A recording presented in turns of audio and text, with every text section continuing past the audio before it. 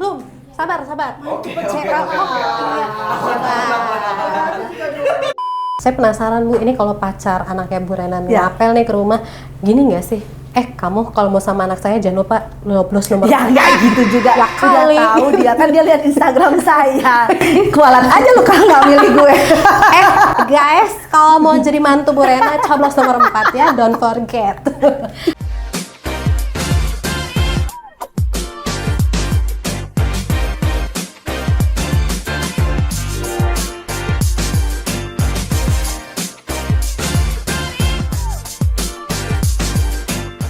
Assalamualaikum warahmatullahi wabarakatuh. Ketemu lagi dengan Ipeh di pojok 1. Kali ini masih dalam sesi mau nyoblos. Bogor punya 5 calon untuk kota Bogor, tapi satu-satunya calon wali kota perempuan cuma Bu Rena. Oke. Ibu Rena Dafrina, apa kabar? Alhamdulillah sehat. Lagi sibuk kayaknya ya? Sibuk meningkatkan elektabilitas. Amin, mudah-mudahan meningkat nih setelah ini. Harus meningkat. Bu Rena ini kan satu-satunya Yes. calon wali kota yang perempuan. Yes. Ada perempuan yang lain tapi sebagai wakil ya Bu ya.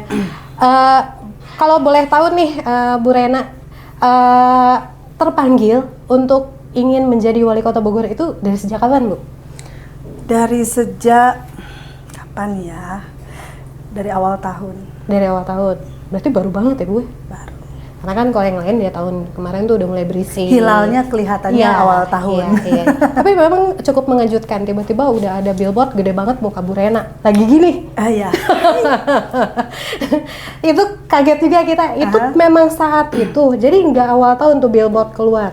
Enggak. Jadi kan ada proses ya. Oke. Ada proses, kemudian ada minta restu dari mama. Restu dari suami juga, izin kalau suami mah izin. Iya. Tapi semua merestui ya Bu ya?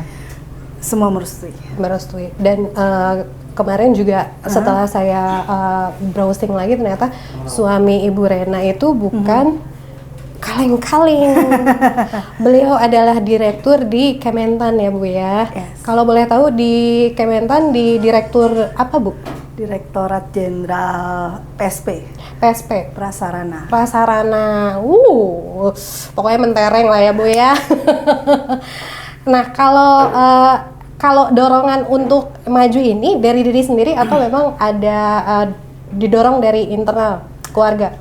Sebenarnya kalau dorongan itu dari mana saja. Oke. Dari diri sendiri pasti harus ada niat juga kan. Kemudian ada support dari keluarga juga. Kemudian ada support juga dari teman-teman, terus dari masyarakat sekitar, dari follower saya, dari warga-warga yang saya kenal.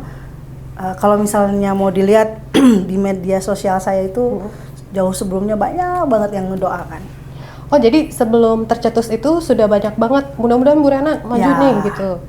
Oke, jadi dari situ mulai tuh termotivasi.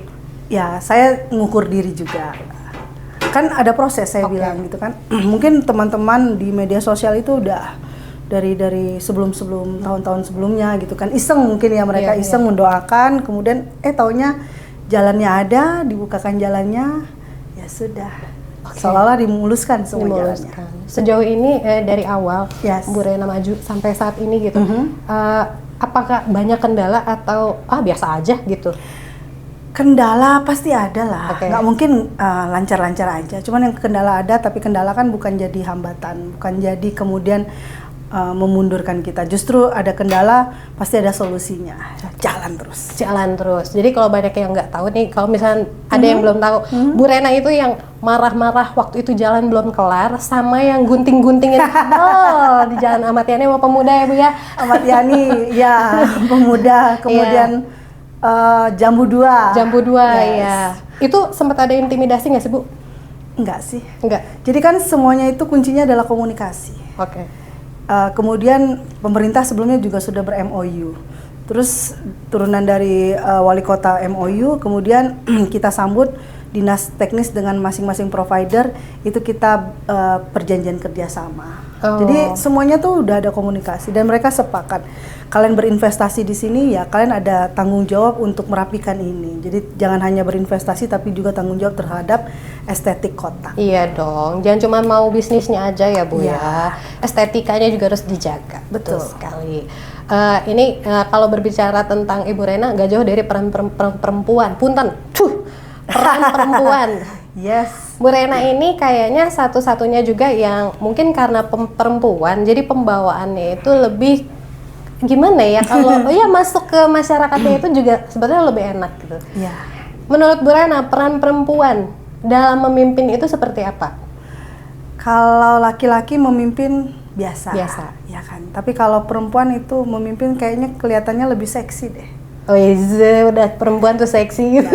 Karena kalau yang aku tahu, kalau salah koreksi.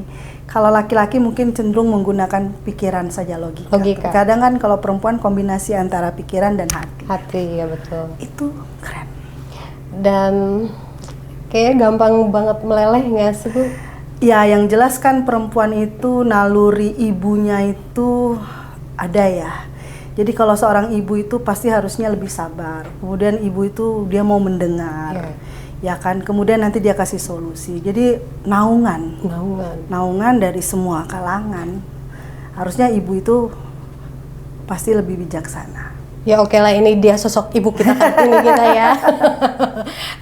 Satu lagi nih, mungkin bisa jadi nggak sih, karena Bu Rena ini kan tadi bilang kalau pemimpin laki-laki itu biasa, kalau perempuan kan itu istimewa ya, lebih seksi aja. Apakah jadi salah satu alasan makanya merepetnya ke PDIP ini? Karena kita tahu ketumnya itu perempuan juga, Bu Mega. Itu salah satu rahasia yang kemudian belakangan aku tahu gitu kan, atau suatu surprise buat aku di perjalanan karir politikku. Pada saat itu hanya PDIP yang yang langsung paham dengan potensiku dan mau ngambil aku jadi untuk mengusung aku menjadi wali kota Bogor. Oh, jadi PDIP-nya udah naksir sama Bu Rena nih? Ya. Oh, berarti udah dilirik lama ya, Bu ya? Oke. Sebagai Tapi jodohnya di last minute. Di last minute? Ya. Oh, jadi itu injury time banget? Ya, injury time banget. Saat mau buka pendaftaran. Pendaftaran ke KPU? Yes. Oke, sehari sebelum? Yes. Komunikasinya sangat cepat sekali, sehari ya. Berarti Bu Rena dipanggil oleh Bu Mega? KWK yang paling cepat. Oke. Mereka juga mengakui dan aku juga mengakui, dan ya makanya last minute itu kayaknya cepat banget. Aku ketemu Teddy, aku dipanggil di DPP siang. Ketemu sama Bang Adian, ketemu sama Bang Buser, Budi Sembiring, kemudian ketemu sama Teddy-nya itu. Nah, sorenya aku sudah ngambil keputusan. Langsung ya? Bukan, aku disuruh pilih. Oh, disuruh pilih. Siapa pasanganku dan dari kader PDI. Ada beberapa nama, aku pilih Teddy. Ya udah. Besoknya B1 KWK-nya keluar. Bungkus ya. Nah, kalau Kang Teddy sendiri memang sudah kenal sebelumnya? Belum. Oh, jadi saat itu juga? Iya. Langsung pilih gitu, Bu? Intuisi perempuan emang gak pernah meleset ya, Bu ya. Insya Allah. Tapi kayaknya chemistry-nya udah dapet nih, karena kalau aku lihat kalau lagi berdua nih, ya, tektoknya enak gitu. Ya, kita tidak saling merasa paling hebat. Jadi kita sudah sepakat bahwa kita akan bareng-bareng kerjasama, ada porsinya masing-masing, kita bisa bagi tugas, jadi ya insya Allah. Jadi saling mengimbangi ya dua-duanya. Ya kan latar belakang kita beda. Saya dari profesional ASN, mantan ASN, dan kemudian Teddy adalah politikus ya. Karena dia memang dengan DPP-nya dia, dengan posperanya dia, dengan kegiatan aktivisnya dia gitu kan. Dua hal yang berbeda gitu, tapi kita saling melengkapi. Kalau berbicara sosok nih, sosok Kang Teddy di mata Bu Rena ini seperti apa? Dia berani. Ya, dan dia orasinya keren ya. Oh iya? Iya, orasinya keren. Jadi dia banyak belajar dari aku dan aku juga banyak belajar dari dia. Jadi kita saling sharing. Walaupun even kita baru sebulan ya paling barengan, tapi tektokannya jalan. Dia tahu apa mau saya dan saya tahu apa mau dia. Jadi ya nggak ada yang ini. Yang penting mau bagaimanapun kita udah di ininya masing-masing. Jadi kita jalan. Kalau boleh tahu lebih ini mana? Lebih usianya? Nah, ini dia nih. Usia kita tuh berdua sama 44 tahun. Oh, seumuran. Yes. Terus dapat nomor urutnya nomor 4. Oh, jadi pas banget ya. Terus nyoblosnya 27 November 2024. Wah, ini konspirasi. Cocokologinya pas. 444. Tapi by the way, kalau misalnya mau ini lebih dalam lagi, kita itu waktu pas pendaftaran di KPU juga nomor 4 loh. Oh, dan tidak berubah sama sekali. Oke, Bu, sebentar kita minum dulu ya. Oke. Agak seret nih ya. Siap. Berarti waktu daftar di KPU itu Kita nomor 4. nomor 4 dan nomor urutnya ternyata dapat nomor 4. Ambil kocokan kita nomor 4 juga. Terus usia kita 44 juga. Kemudian nanti nyoblosnya ini 27 November 2024. Jangan-jangan nanti dapat suaranya 4 juta ke atas. 400.000. 400.000. Amin. Sebagai salah satu perempuan, apakah berat ketika menjalani membawa diri Bu ya untuk menyalonkan sebagai wali kota calon? Aku rasa ketika aku sudah memilih, jadi kan hidup itu pilihan ya, mau capek mau enggak. Kalau misalnya keluar dari zona nyaman, tantangannya pasti ada, resikonya pasti banyak. Dan aku sudah memilih pindah haluan dari ASN ke politikus, ke politik, dan ya dengan segala konsekuensinya pastinya. Diterima ya Bu ya? Harus aku terima. Oke deh. Lebih enak jadi ASN atau ini sih Bu, politisi kayak gini? Ada, semuanya sama ya. Tergantung dari kita memandangnya seperti apa.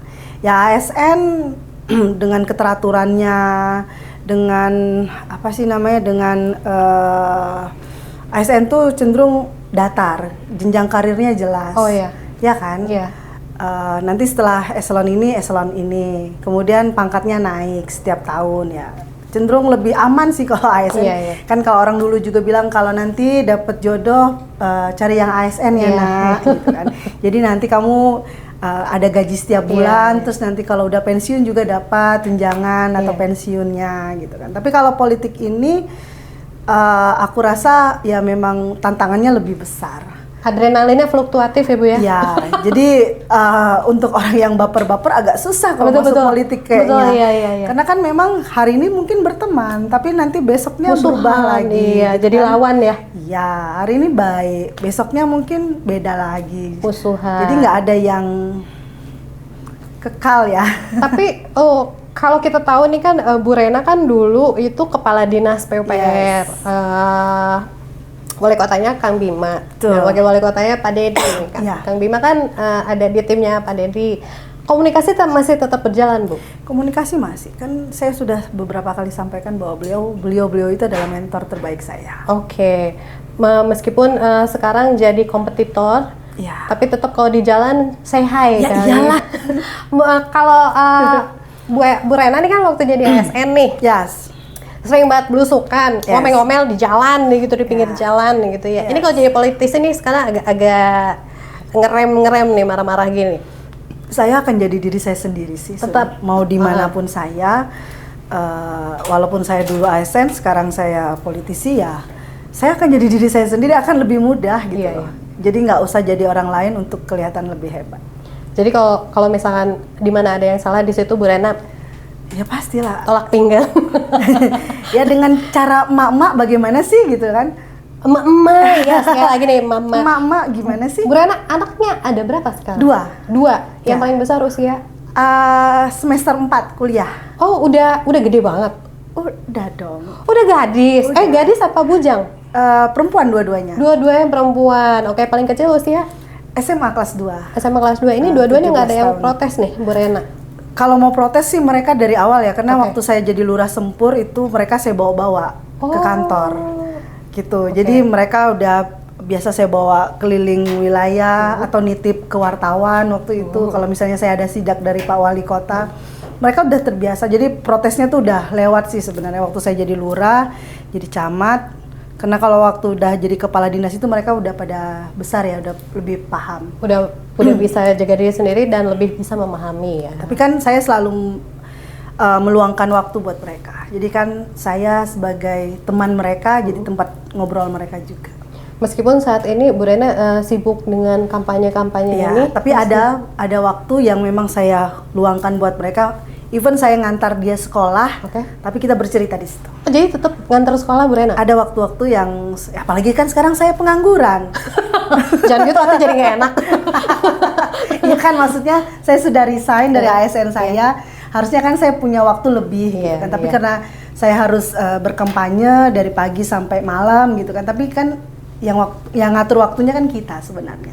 Tinggal mau atau tidak kita mengatur waktu atau menyisihkan waktu untuk mereka. Tapi biasanya kalau udah remaja gitu kayak udah deh mama nggak usah nganter-nganter gitu, malu gitu. Enggak. Oh enggak. Jadi bukan malu karena nganternya, tapi waktu quality time-nya kita di mobil terus kita cerita, atau saya luangkan waktu misalnya kita ke mall atau kita ngopi, nanti tanya nanti gimana di sekolah, atau dia punya pacar atau apalah gitu. Udah boleh pacaran? Sudah. Oh, sudah. Ya lirik-lirik atau apa. Wajar ya kan anak-anak ABG sekarang, karena kan model-model Gen Z sekarang itu kan nggak bisa kita pakai dengan cara kita orang tua kita dulu ngasuh kita gitu kan. Mereka makin ditekan, mereka makin lawan. Jadi kita menempatkan diri kita ya menjadi mereka gitu. Jadi teman sharing mereka. Saya bilang, daripada kamu ngomong sama teman kamu atau cerita rahasia sama teman kamu, terus nanti kamu berantem, terus teman kamu ngomongin lagi. Nah, lebih bagus kamu ngomong sama saya. Oh, iya. Terus kalau kita berantem, kan saya nggak mungkin ngomongin aibnya kamu. Betul. Ya kan? Rahasia terjaga ya, Bu ya? Iya. Jadi kita tuh komunikasi itu selalu saya bangun sama anak. Jadi apapun permasalahan mereka, pengalaman pertama mereka pasti cerita sama aku. Pokoknya Bu Rena udah tahu nih apa yang terjadi pada putri-putrinya. Saya penasaran Bu, ini kalau pacar anaknya Bu Rena ngapel nih ke rumah, gini nggak sih? Kamu kalau mau sama anak saya jangan lupa nyoblos nomor. Ya nggak gitu juga. Ya udah tahu dia kan, dia lihat Instagram saya. Kualat aja lu kalau nggak milih gue. Guys, kalau mau jadi mantu Bu Rena, coblos nomor 4 ya, don't forget. Iya benar. Kalau dulu itu kan lebih banyak urusan dengan jalan bolong, kabel-kabel yang melintang, fasilitas umum ya. Sekarang lebih banyak kampanye. Apa pas awal kampanye itu pernah kebingungan nggak Bu? Ya namanya transisi ya pasti ya, saya cari polanya gitu kan. Saya banyak belajar, jadi saya harus belajar cepat. Ketika saya switch on, switch off dari ASN ke politisi itu agak beda banget sebenarnya ya. Tapi teman-teman partai, teman-teman politisi lainnya tuh sharing ke saya, dan saya harus belajar cepat dengan karakternya mereka, kebiasaannya mereka, dan itu berbeda banget dengan ASN. Sempet shock nggak? Ya wajar ya, namanya manusiawi kalau misalnya ada perbedaan itu yang mendadak dan saya harus belajar cepat dalam waktu yang sesingkat-singkatnya, ya kan saya harus adaptasi dengan dunia baru saya. Waktu pas kebingungan ini yang megangin siapa Bu? Apa? Megangin apa? Pas lagi kebingungan, aduh gue gimana ya ini? Ya enggak lah, ya harus berusaha dengan diri sendiri lah, jangan mengharapkan orang lain ya. Oh, jadi sendiri aja udah? Ya saya banyak belajar dan saya kan banyak teman, ya tapi tetap keputusan itu adalah keputusan saya. Oke. Ya, karena kan yang bawa badan saya sendiri. Betul. Jadi nggak gampang diintervensi orang juga Bu ya? Ya enggak lah. Siap. Kan manusia bebas. Kalau ini kan pengalaman Ibu pertama nih bertarung di pilkada. Perbedaannya belusukan sama Ibu sidak itu apa Bu? Ya sama-sama toh sebenarnya mengeluarkan energi ya, mau emosi juga gitu kan. Tapi yang jelas konteksnya kan beda. Konteksnya kalau saya sidak ya berarti ada sasaran yang akan saya cari di situ gitu kan, ada yang ketidakbenaran gitu kan. Tapi kalau belusukan, apalagi belusukan kampanye, ada juga tujuan saya, ya saya mau memperkenalkan saya siapa, saya mau bawa misi apa gitu kan, nanti mereka maunya seperti apa gitu loh. Kalau sidak itu kan ya jelas konteksnya ada sesuatu yang harus dibereskan. Oke. Ada PR ya Bu ya? Ada PR. Tapi sebetulnya memang belusukan juga Bu Rena menemukan PR sih ketika nanti Bu Rena memenangkan pilkada kan. Artinya hasil belusukan ini yang harus diberesin ya Bu ya? Ya itu kan masukan ya, makanya saya selalu bawa buku catatan karena daya ingat saya juga terbatas. Jadi makanya saya selalu catat gitu. Bu Rena ini terlihat bugar. Kalau saya perhatikan dari media sosialnya gitu ya, jalannya cepat. Ya. ngomongnya cepet. Iya. Emang rajin olahraga, Bu? Waktu dulu masih itu ya rajin, saya suka gym, kemudian saya suka Zumba, terakhir itu saya Pilates karena sesuai dengan usia. Oh gitu. Sekarang Sekarang stop dulu? kayaknya off dulu ya. Oke. Pilatesnya sekarang pilkada aja. Pilkada aja dulu ya. Kampanye. Kampanye juga udah olahraga ya, Bu ya? Olahraga banget. Dari pagi sampai malam. Sehari bisa berapa titik? 7 sampai 8. Tapi nggak ngedrop selama ini? Enggak. Karena udah didoping kali ya dengan vitamin. Ya, yang jelas lu kerja, lu jalan, lu capek, lu ikhlas. Ikhlas sih kuncinya. Lu senang nggak ngejalanin ini, lu terpaksa nggak ngejalanin ini. Tapi kalau lu terpaksa, lu pasti gampang sakit. Segala sesuatu tuh udah Pikiran sih kan. ya. Tapi pernah nggak di tengah-tengah jalan Bu Rena sempet aduh capek mau nyerah aja deh gitu? Ya enggak lah, kan saya udah bilang sekali layar terkembang pantang surut ke belakang. Asik, baik banget istilah-istilahnya ya tadi. Nggak apa-apa. Kayaknya ini dicatat deh sama yang nonton nanti. Lumayan buat status gitu. Oke. Ya, karena udah ngambil keputusan yang jangan nggak ada kata mundur, maju terus. Maju terus. Tanggung ya, ngapain mundur gitu. Iya dong.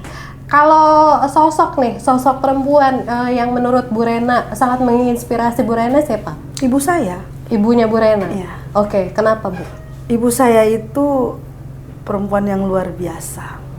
Saya tidak pernah melihat beliau nangis sedikit pun, kecuali waktu ayah saya meninggal.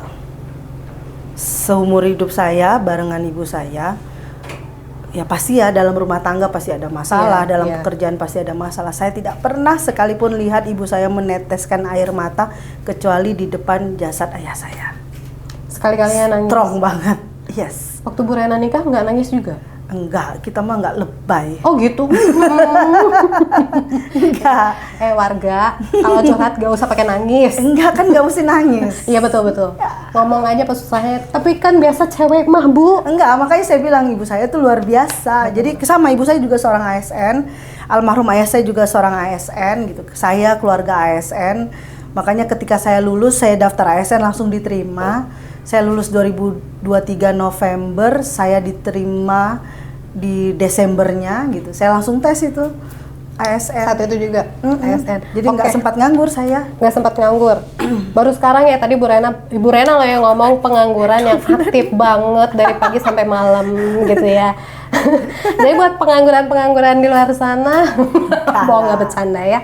Bu Rena berbicara tadi yang tentang saya mengawali karir sebagai ASN gitu. Kita mundur lagi ke belakang. Sebelum jadi ASN itu Bu Rena di mana aja? Apanya di mana aja? Karirnya? Enggak, jadi saya begitu selesai kuliah di 2003 November itu saya beres kuliah. Oke, itu di mana Bu? Di Universitas Riau. Oke. Kemudian saya lamar ASN, buka pendaftaran. Waktu itu ayah saya kan ada pemekaran tuh provinsi Kabupaten Natuna. Nah, saya daftar tuh di situ, daerah pemekaran baru. Sebelumnya ayah saya dan ibu saya udah bertugas di sana, pindah dari Pekanbaru ke sana. Saya masuk di 2003 ASN di sana. Di mananya nih? Di Pulau Natuna. Maksud saya di Bapeda. Yes. Saat itu. Yes. Jabatannya sebagai staf dong. Kan masih CPNS pada saat itu, kemudian jadi staf. Saya 8 tahun di Bapeda di sana. Terakhir saya Kasubag Umum di sana. Kasubag Perencana di Bapeda. Kemudian saya menikah, saya pindah ke Bogor karena suami saya tugas di Bogor. Oh, tugasnya di Bogor sebelumnya? Suami saya. Sebelum di kementerian itu? Di Cimanggu. Di balainya? Balainya, balainya. Sudah kementerian tapi di balainya? Iya, dia di balainya. Oke. Saya pindah, tapi kan waktu itu kita masih CPNS itu ada kontrak 4 tahun, nggak boleh pindah dulu. Jadi saya izin sekolah, nyambung S2, tugas belajar di Bogor. Oh, di Bogor. Sebenarnya alasan supaya saya bisa barengan, nggak long distance. Bu, ya. Yes, tapi ya dapat dua-duanya. Saya dapat bisa kumpul sama keluarga, kemudian saya juga selesaikan S2 saya. Ternyata memang nggak bisa jauh dari suami. Iya dong. Ya. Tapi mohon maaf ya, tadi saya agak ketawa. Kenapa? Staff dong. Ya iyalah.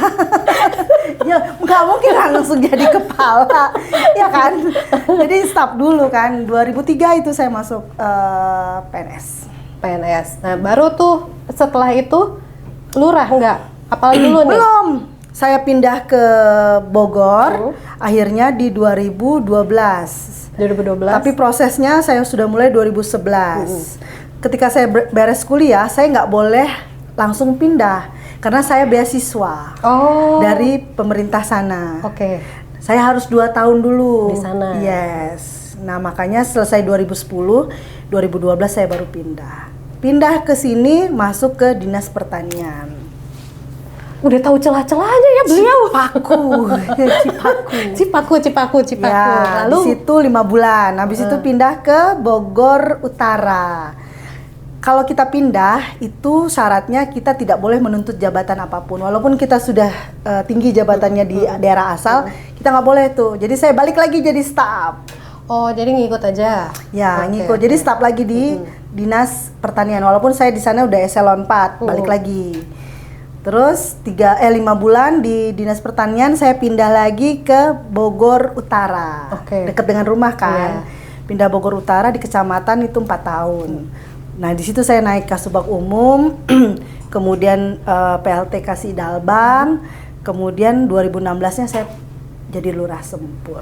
Dari Lurah Sempur lalu jadi Kepala Dinas Pengper. Enggak. Lurah Babakan dulu, Babakan Pasar. Sekcam dulu, Camat dulu, Sekdis dulu walaupun 1 bulan. Kemudian baru Kadis. Kayaknya udah muter ke Bogor ya, ya muter gitu. Jenjangnya dapat, jadi memang berjenjang, jadi nggak yang instan. Mungkin durasinya yang lebih singkat. Tapi perbekalan untuk komunikasi dengan warga berarti sudah terjalin lama sih sebetulnya ya. Iya. Kalau kita lihat dari runutan tadi yang lurah, waktu saya tugas di wilayah itu yang banyak kasih pelajaran dan tidak ada di kuliah saya. Apa tuh Bu?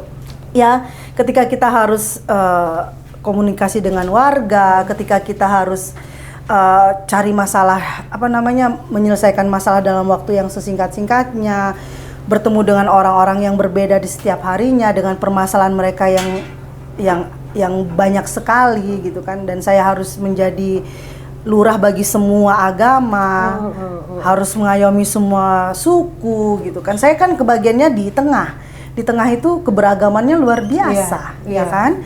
Di Sempur itu luar biasa loh. Babakan Pasar lebih keren lagi. Ada vihara, ada gereja, ada masjid, tinggal rukun dalam satu kelurahan. Tapi nggak riuh Bu ya?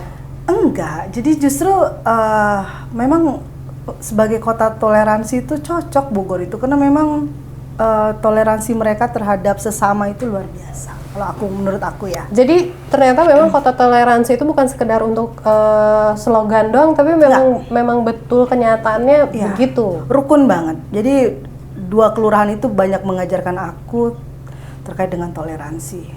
Jadi bagaimana menghargai, kita muludan di vihara, saya numpang sholat di vihara gitu. Kalau misalnya lagi belusukan gitu kan.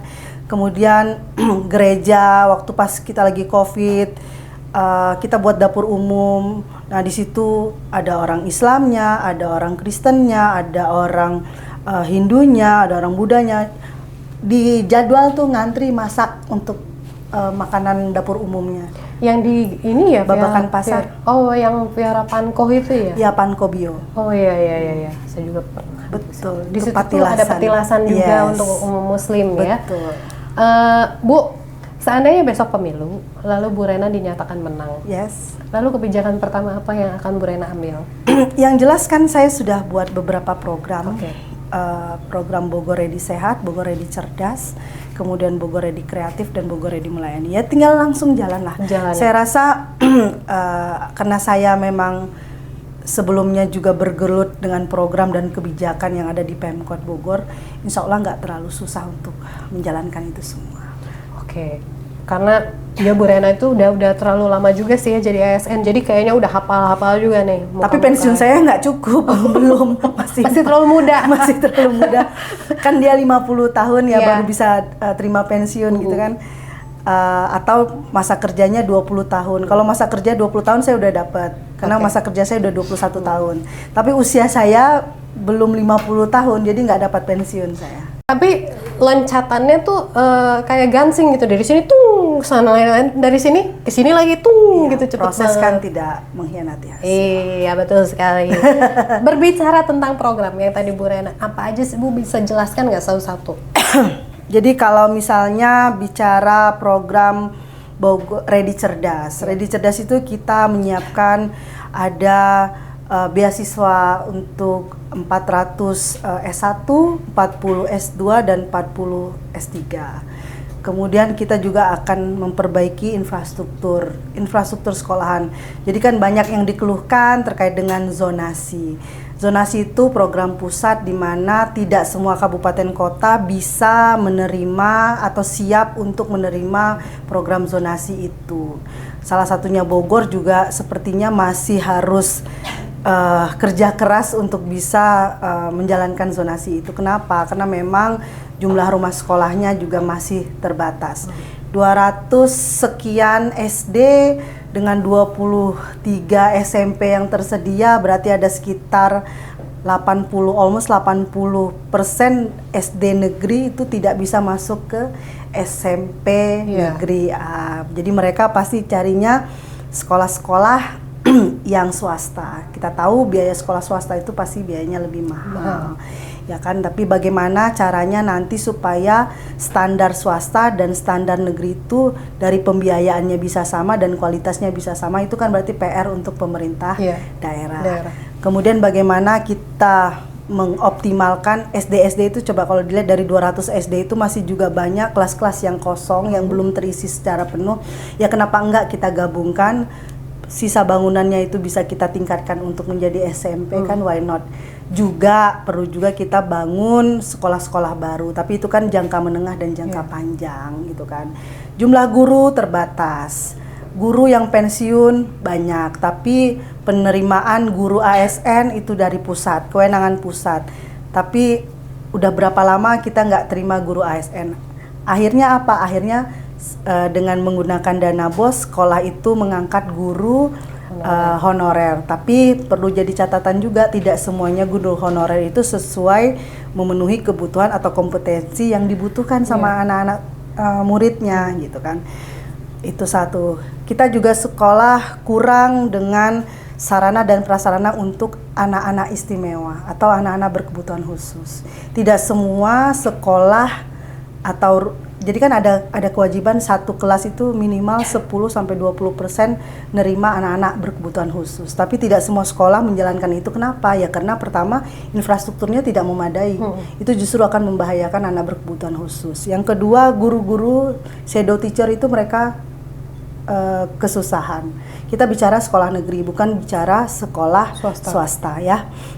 Nah, kemudian ada yang nerima sekolahnya kayak contoh tuh SD Perwira, Jalan R.E. Marta Dinata. Itu sekolah normal, tapi isinya 80% adalah anak berkebutuhan khusus. Yang di mana Bu? Jalan R.E. Marta Dinata, Perwira. SD Perwira? Iya. Oh yang pas perempatan ya? Oh. Iya. Ya kenapa? Karena sekolah lain tidak terima. Cuman SD Perwira yang terima, tapi kan sebenarnya nggak boleh begitu, karena kan nggak bagus juga kalau ya justru nanti bisa anak yang normalnya jadi ikut-ikutan. Nah itu kan terkait dengan kesetaraan ya, saya selalu menggaungkan terkait dengan kesetaraan, kita semua sama, jadi mereka juga punya hak, itu anak-anak itu juga punya hak untuk bersekolah. Gitu. Kemudian juga kayak Bogor melayani. Nah, yang sering dikeluhkan RT RW adalah biaya operasional mereka. Kita tahu RT RW, LPM itu jadi ujung tombok, saya bilang ujung tombok di wilayah.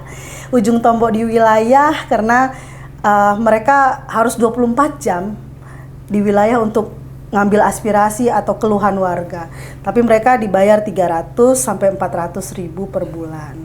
Ya itu kita udah bilang, kami coba hitung secara kasar, APBD kita cukup nggak? Cukup untuk bisa menaikkan mereka hampir di 1 juta atau sampai 1,5 juta untuk RT RW BOP. Kemudian kader-kader posyandu Sekarang itu posyandu itu sudah siklus hidup.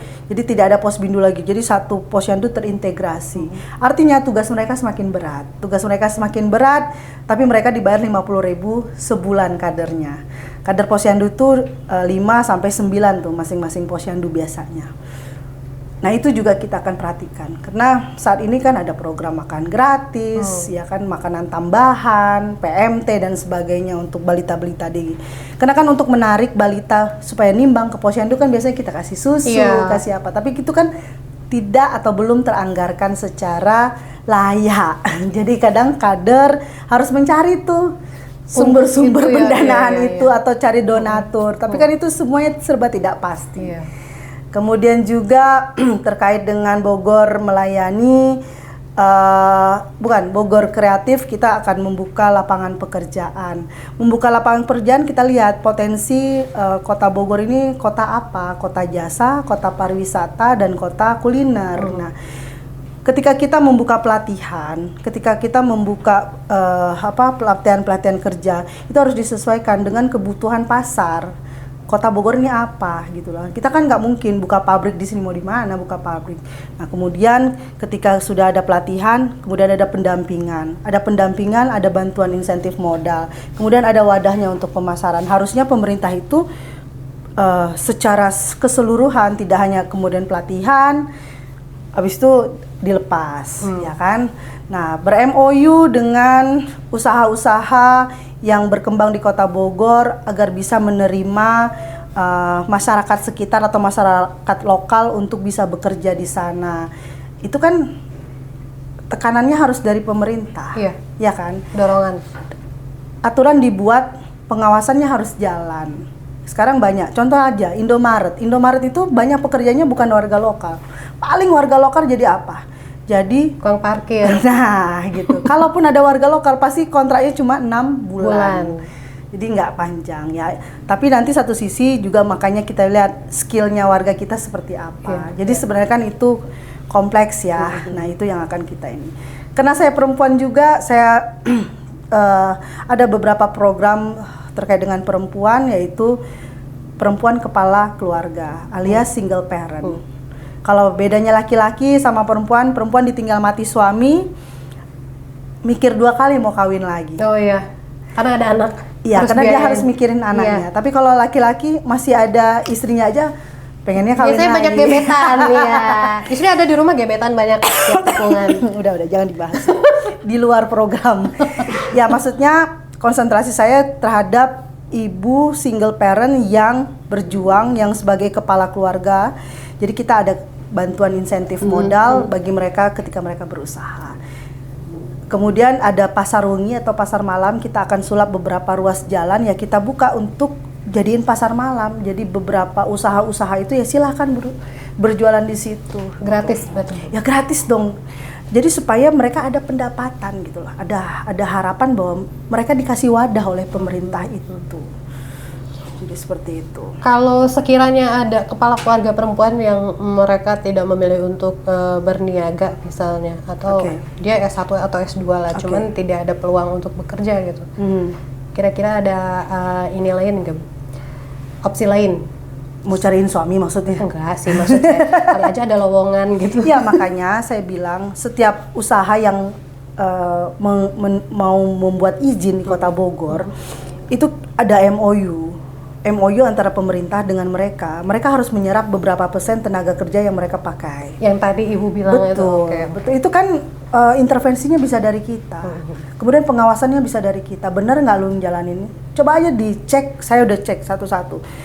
Cuman beberapa persen itu yang warga kita atau warga lokal yang kerja di situ. Ya minimal kan mereka nggak perlu jadi buruh pabrik di Tangerang, nggak perlu jadi kuli bangunan di BSD gitu loh. Tapi mereka bisa kerja dengan layak di tempat mereka sendiri gitu kan. Cost-nya pasti lebih kurang, bisa di saving untuk kebutuhan keluarga mereka.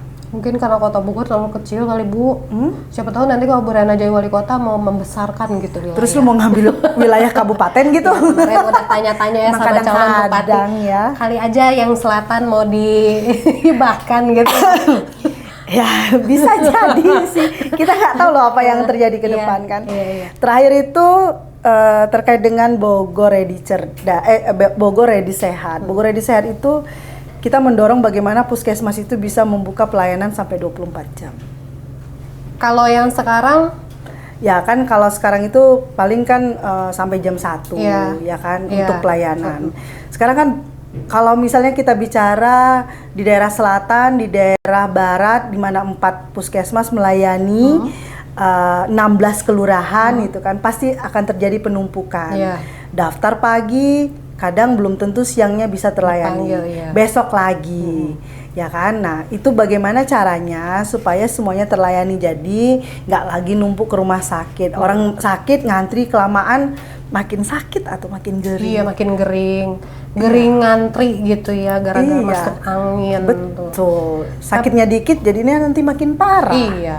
Masuk UGD aja ya. Enggak lah. Bu Rena nih, kalau berbicara tentang penambahan pelayanan, jam pelayanan operasional di Posyandu, artinya kita menambah juga tenaga medis dong ya. Nah, belakangan ya sejak COVID itu kan angka peminat untuk jadi tenaga medis itu menurun, Bu. Nanti itu gimana nih? Apa formula yang dari Bu Rena sendiri? Bukan menurun sih sebenarnya, nggak cocok di harga aja sih sebenarnya. Jadi mau dinaikkan nih harganya? Iya, nggak cocok di harga aja gitu kan. Sebenarnya kan banyak tuh dokter-dokter itu kan. Dokter-dokter itu pasti kecenderungannya nggak mau tuh ke wilayah-wilayah pelosok. Iya, karena mereka pasti nggak cocok harganya. Iya, itu nggak cocok harganya sih sebenarnya. Atau mereka nggak ada pilihan. Saya rasa kalau misalnya mereka ada mereka itu kalau nggak salah nggak ada tukin, nggak ada tunjangan kinerja. Jadi mereka itu masih pakai jaspel, jasa pelayanan, di mana masing-masing puskesmas itu grade-nya itu berdasarkan jumlah kepesertaan BPJS, ya kan? Nah, jadi masing-masing wilayah itu BPJS-nya, anggota BPJS-nya berapa? Nah, di situ yang paling banyak. Misalnya nih Bogor Timur itu BPJS-nya lumayan banyak tuh keanggotaan kepesertaannya. Nah itu biasanya mereka bisa terima jaspelnya lebih banyak, tapi mereka nggak ada tukin gitu. Tapi ada juga yang sedikit. Nah kalau itu kan yang dibayarkan pemerintah, jadi ditentukan sama pemerintah. Tapi kadang sialnya kalau yang bayar mandiri itu mereka bisa pilih pusat-pusat layanannya. Jadi kadang itu numpuknya juga di situ. Di situ ya. Oke. Jadi dari semua permasalahan yang kita punya adalah nggak cocok harganya. Nggak deal ya. Iya dong, ada hitungannya dong. Sama tadi tuh saya penasaran ya soal beasiswa yang 40 itu. Itu tuh untuk anak-anak yang apakah dari keluarga kurang mampu atau yang cukup berprestasi aja? Yang penting dia itu berprestasi, ya kan? Pasti anak-anak yang berprestasi ini punya keinginan lebih besar lagi untuk melanjutkan, mereka merubah hidup mereka. Keinginan mereka besar, kemampuan mereka ada. Tapi kadang juga orang yang berprestasi ini adalah anak-anak yang memang dari keluarga yang kurang mampu. Itu yang kita tangkap peluangnya di situ. Itu berarti dari satu sekolah, satu anak atau beberapa anak dari satu sekolah, Bu? Enggak, jadi umum Kota Bogor terbuka. Silahkan mengajukan. Iya. Itu juga kita kolaborasi ya, karena kan visi saya itu bersama membangun Kota Bogor. Kita udah sepakat sama Kang Teddy bahwa membangun Kota Bogor ini tidak hanya tugas dari pemerintah saja, tapi juga merupakan kolaborasi antara pemerintah, swasta, dan masyarakat sebagai user dari pembangunan itu. Oke. Intinya sebetulnya program Bu Rena ini sudah matang, sudah banyak perhitungan ya, termasuk dari PAD-nya sendiri. Ya, kita sudah ngitung kasar. Karena kita tahu bahwa sebenarnya kan program-program saya ini program-program yang memang dasar ya. Jadi kita lebih cenderungnya ke basic need, yaitu kebutuhan dasar. Pendidikan, kesehatan, kesejahteraan. Itu kan pendidikan dasar banget itu kan. Jadi makanya saya bilang, kita balikin nih. Jangan kita mau jadikan kota itu kota yang wah gitu, sementara perut masyarakatnya belum terisi, kantongnya masyarakatnya belum terisi, otaknya juga nggak terisi. Iya, betul. Ya itu nggak, sama aja bullshit kalau misalnya PR utamanya itu belum kita beresin. Berarti yang diutamakan dulu masyarakatnya dulu. Iya dong, mereka sebagai pemilik sah Kota Bogor ini. Betul. Dan salah satu juga separohnya itu pendukung Bu Rena. Bu Rena, Tadi itu masuk salah satu program Bu Rena bukan yang makan siang gratis itu? Itu kan program presiden terpilih. Iya. Otomatis semua daerah juga harus mendukung itu. Saya rasa program makan siang gratis ini kan sudah dimulai juga, itu kayak pemberian makanan tambahan di posyandu, mungkin masih di tahap posyandu, masih di level-level di wilayah kelurahan dan kecamatan gitu kan. Tapi ini kan sudah digaungkan sama presiden, ya harus kita aplikasikan. Nah, kemudian nanti teknisnya seperti apa, lewat dinas mana, itu kan pasti ada regulasi tersendirinya. Biasanya nanti kan dari pusat, apalagi sekarang udah ada kementerian khusus untuk itu kan, itu harusnya kan sudah diatur ya. Setiap daerah ya wajib untuk melaksanakan itu, saya rasa, dan wajib untuk mendukung program itu. Oke. Ini kan kalau kita perhatikan program-program calon wali kota Bogor itu nyaris hampir mirip sebetulnya, cuma beda merek aja. Betul. Gitu. Tapi satu yang enggak dipunya oleh calon yang lainnya, salah satunya yang tadi satu kepala keluarga itu terpikir dari mana sih Bu? Satu kepala keluarga yang mana nih? Jadi satu kepala keluarga yang single parent. Oh, single parent. Iya. Ya, saya itu kan lama di lurah, lama di camat. Kadang pengaduan masyarakat itu saya berbaur sama mereka jadi tulang punggung keluarga, dan saya adalah seorang ibu juga gitu kan. Ketika kita melihat mereka berjuang, ketika kita melihat mereka harus bekerja apapun yang mereka kerjakan supaya anak mereka bisa makan, bisa sekolah gitu. Itu yang kita sasar gitu loh. Jadi ada spesifikasi khusus karena memang saya perempuan juga ya. Makanya saya bilang perempuan pilih perempuan. Betul. Laki-laki yang suka perempuan pilih perempuan. Pokoknya cewek cowok pilih perempuan. Itu aja sih sebenarnya. Maka saya bilang ada khusus zone-nya adalah untuk mereka-mereka yang pejuang tulang punggung keluarga, single parent. Oke. Apalagi sekarang kayaknya kasus banyak. Ini banyak ya. Jadi banyak juga single parent banyak, di. Siapa sih yang mau hidup sendiri, kan nggak ada juga. Tapi kan takdir garis tangan mereka berkata berbeda. Kadang kan kalau perempuan itu diskriminasinya luar biasa. Bu Rena tapi merasakan nggak ada diskriminasi? Merasakan dong. Saat ini sebagai calon satu-satunya perempuan. Iya, pasti. Oh pasti. Ya dianggap sebelah mata, dianggap ngapain sih mau bertarung, mampu nggak sih? Ya itu persepsi ya, silahkan saja persepsi masyarakat. Tapi yang jelas perempuan dan laki-laki itu punya hak yang sama, punya kesempatan yang sama, bahkan juga di dunia politik. Betul. Sekarang saatnya ya. Yes. Bogor sudah akan ditunjukkan, akan dibuktikan. Amin ya, kita doakan bareng-bareng. Kalau boleh tahu nih, boleh. Dari tadi lu mau tahu aja kan? Iya sih. Bu Rena di rumah masak nggak? Masak. Tiap hari? Masak tiap hari. Apa biasanya masakan yang paling disuka? Jadi kita itu punya kecenderungan kalau misalnya suami saya itu kan berangkat pagi. Jadi saya tuh udah harus bangun pagi-pagi dan saya harus masakan dia. Itu fresh. Jadi nggak yang dianget-angetin. Ya masaknya sayur, harus yang penting harus ada sayur, harus ada ikan. Ikan karena dia kan orang Sulawesi. Jadi ikan itu harus ada sayur, ada ikan. Ya udah saya harus masak. Kadang kalau misalnya kita malam dia pulang, dia sampai terus dia kasih kabar, saya mau makan deh, saya pasti harus masak. Dan biasanya tuh saya pulang itu pasti sebelum dia pulang. Jadi saya harus sampai di rumah dulu daripada dia. Sekarang masih nih Bu?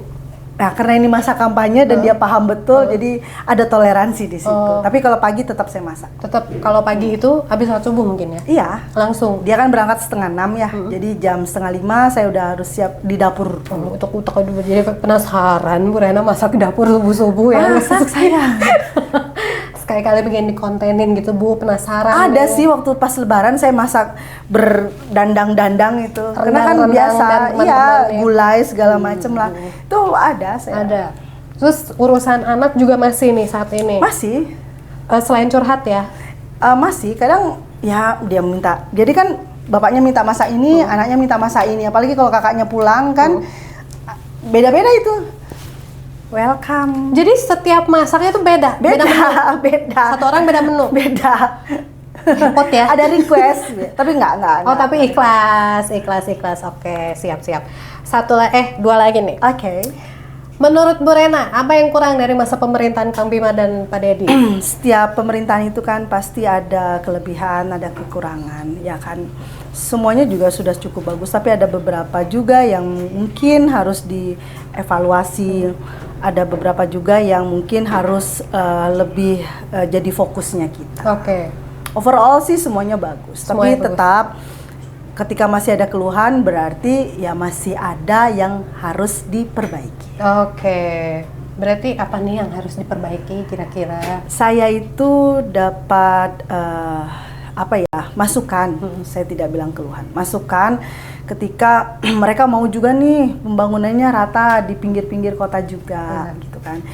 Jalan-jalan ke perkampungan. Kalau saya kemarin kan ngurusin jalan-jalan yang arteri ya, jalan-jalan besar. Jalan-jalan perkampungan itu, Bu, masih ada yang rusak, masih ada yang bolong, masih ada yang nambal gitu kan.